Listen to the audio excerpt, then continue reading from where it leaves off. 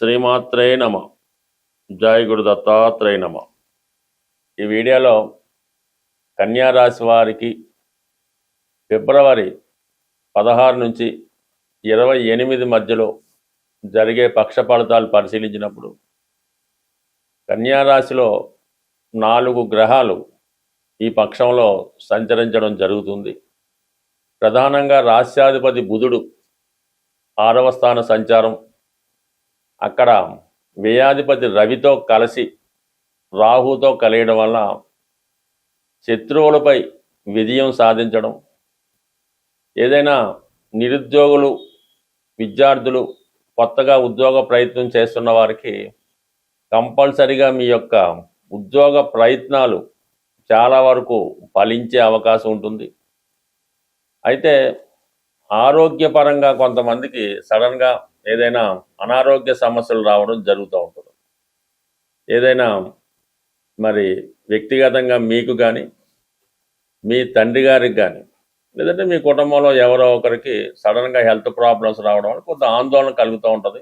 అంటే పెద్దగా ఇబ్బంది ఏమి ఉండదు, కానీ దానివల్ల కొన్ని ముఖ్యమైనటువంటి కార్యక్రమాలు వాయిదా పడడం అది జరుగుతుంటుంది. ఎక్కువగా అజీర్ణానికి సంబంధించినవి, చర్మ వ్యాధులకు సంబంధించినవి రావడం కానీ, ఎక్కువగా ఫుడ్ పాయిజనింగ్ అవ్వటం వల్ల వచ్చినటువంటి ఇబ్బందులు లాంటివి ఈ సమయంలో మీకు ఎదురవుతూ ఉంటాయి. కాబట్టి ఏదైనా బయట ఆహారం తీసుకుంటున్న వాళ్ళు కొంత జాగ్రత్తగా వ్యవహరించవలసి ఉంటుంది. ప్రధానంగా మరి శుక్రుడు కూడా 6వ స్థాన సంచారం వల్ల స్త్రీలతో విరోధం వచ్చే అవకాశం ఉంటుంది. వ్యక్తిగతంగా మీరు స్త్రీలై ఉంటే మీకు మీ భర్త గారితో కానీ మీ అత్తగారి బంధువులతో కానీ కొన్ని అనుకోని విభేదాలు ఇబ్బందులు రావడం జరుగుతూ ఉంటుంది. ఏదైనా ఈ కన్యా రాశి వారికి శత్రువుల వల్ల, రోగాల వల్ల, రుణాల వల్ల ఇబ్బంది ఉంటుంది. అయితే చివరికి సక్సెస్ అన్నది రావడం జరుగుతూ ఉంటుంది. ఇందులో కొంతమంది నష్టపోవడం కూడా జరుగుతుంటుంది. కొంతవరకు కొంత దీర్ఘకాలిక విరోధాలు కూడా మీ కుటుంబ సభ్యుల మధ్య రావడం అలాంటివి జరుగుతుంటాయి. కాబట్టి ఏదైనా కొద్దిగా మరీ అతిగా స్పీడ్గా కాకుండా నిదానంగా వ్యవహరించడం మంచిది. అయితే ఈ నెల 23వ తారీఖు వరకు కుజుడు పంచమ స్థాన సంచారం జరుగుతుంది. సో దానివల్ల వివాహ ప్రయత్నాలు లాంటివి వాయిదా పడుతుంటాయి. లవ్ అఫేర్స్లో ఉన్నవాళ్ళు, పెళ్లి దాకా తీసుకెళ్దాం అనుకున్న వాళ్ళు కొంతకాలం పాటు ఆగడం మంచిది. లేని పక్షంలో ఈ ప్రేమ కాస్త విడిపోయే అవకాశం ఉంటుంది. కాబట్టి బ్రేకప్ లాంటివి జరగవచ్చు. కాబట్టి ప్రేమికులు తొందరపడి వివాహ నిర్ణయానికి రాకుండా కొంతకాలం పాటు డ్రాగన్ చేసుకోవడం మంచిది. అలాగే ఏదైనా speculation, share market, easy money, online betting మొదలగు విషయాల్లో ఉన్నవాళ్ళు కంప్లీట్గా దాన్ని అవాయిడ్ చేసుకోవడం మంచిది. ఏమాత్రం టెంప్ట్ అయినా, ఏమాత్రం తొందరపడినా తీవ్రమైనటువంటి ధన నష్టం రావడం జరుగుతుంది.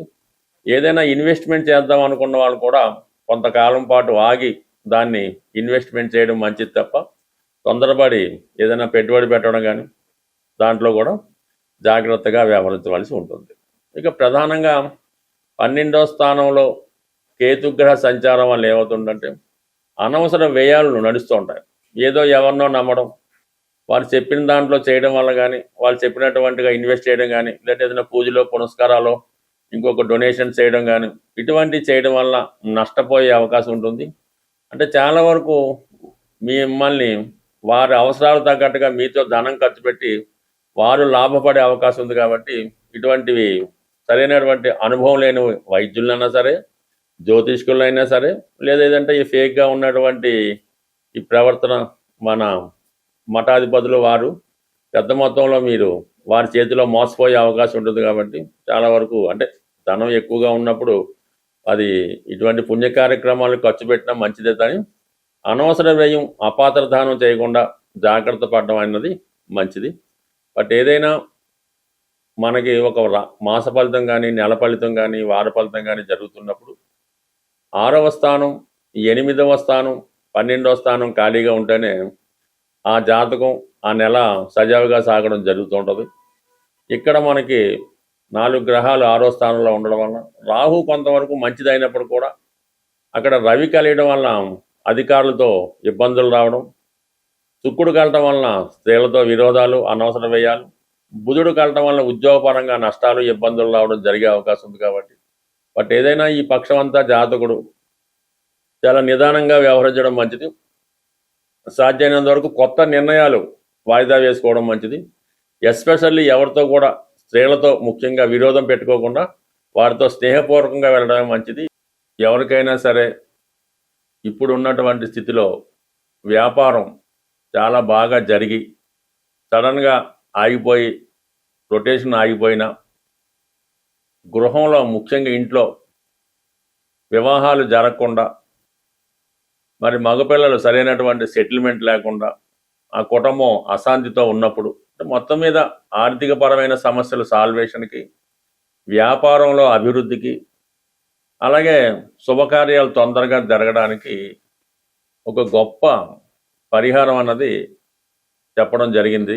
అది శాస్త్ర గ్రంథాల్లో పెద్దలు చెప్పడం వల్ల అనుభవజ్ఞులంటే సలహా మేరకే ఈ యొక్క ప్రయోగం మీకు చెప్పడం జరుగుతుంది. దీన్ని ప్రాక్టికల్గా అమలు చేయడం వల్ల కూడా చాలామంది చాలా తొందరగా సక్సెస్ అవ్వడం జరుగుతూ ఉంటుంది. ఇప్పుడు ప్రధానంగా అందరూ కూడా ఈ పటిక అన్నది బయట కట్టడం కానీ, ఇంట్లో పెట్టుకోవడం కానీ, పటికని పూజించడం కానీ జరుగుతుంది. అంటే దాన్ని ఇంగ్లీష్లో లైమ్ అంటారు.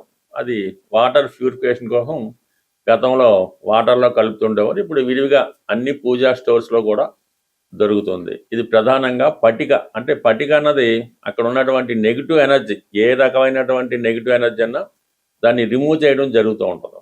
అందుకని ఈ సమయంలో మీరు పటికని ప్రధానంగా తీసుకోవాల్సి ఉంటుంది. అయితే ఒక 300 గ్రాములు, ఎక్కువైనా తక్కువైనా పర్లేదు, ఒక 3 ఈ పటిక ముక్కలు తీసుకోవడం జరుగుతుంది. అలాగే ఎరుపు క్లాత్, ఆకుపచ్చ రంగు క్లాత్, పసుపు రంగు క్లాత్, అంటే 3 రంగులు విడివిడిగా ఒక పాకెట్ సైజు, హ్యాండ్ కర్చీఫ్ సైజులో ఉంటే సరిపోతుంది. అవి ఖచ్చితంగా కొత్తవి మాత్రమే అయి ఉండాలి.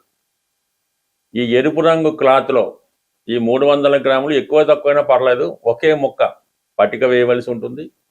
దాంట్లో ఒక రాగి కాయిన్, డాలర్ కానీ రాగి కాయిన్ కానీ వేసి దాన్ని ఒక మూటగా ఎరుపు రంగు దారంతో కట్టవలసి ఉంటుంది.